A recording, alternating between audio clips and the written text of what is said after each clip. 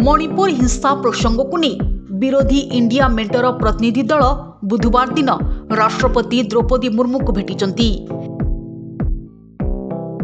एथिरे विभिन्न राजनीतिक दलर मोट 21 जन नेता सामिल होइथिले। सेमाने मणिपुर प्रसंग में राष्ट्रपति को भेटी एक स्मारक पत्र प्रदान करिसंती। एने कांग्रेस अध्यक्ष मल्लिकार्जुन खड़गे सूचना दैछंती। विरोधी सांसद माने राष्ट्रपति को भेटी मणिपुर घटुवा विभिन्न घटना उपरे आलोचना करथिले।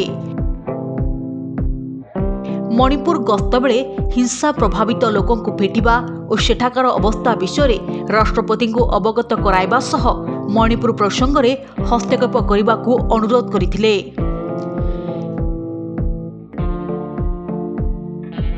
तेबे कांग्रेस अध्यक्ष मल्लिकार्जुन खड़गे कहिसंती कि आमे राष्ट्रपति को भेटी मणिपुर घटुवा अमानवीय हिंसा उपरे आलोचना करिछु। इंडिया मेंटर प्रतिनिधि दल मणिपुर गस्त बेले जहाँ देखिले ता राष्ट्रपति को जणाइछु।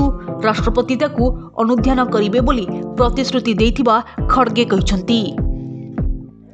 से आहुरी मध्य कहिसंती मणिपुर प्रसंग में संसद रे विरोधी सांसद कहिबा बेले माइक बंद करा जाउछि। केंद्र सरकार एही प्रसंग रे आलोचना करिबा पई चाहू नाहांती एवं सरकार आम स्वर को दबेबाकू चेष्टा करुछंती। तासह प्रधानमंत्री मणिपुर गस्त करी स्थिति समीक्षा करंतु बोली राष्ट्रपति को जणाइथिबा प्रतिक्रिया रे कहिसंती कांग्रेस अध्यक्ष। ब्यूरो रिपोर्ट तीर्थक्षेत्र लाइव।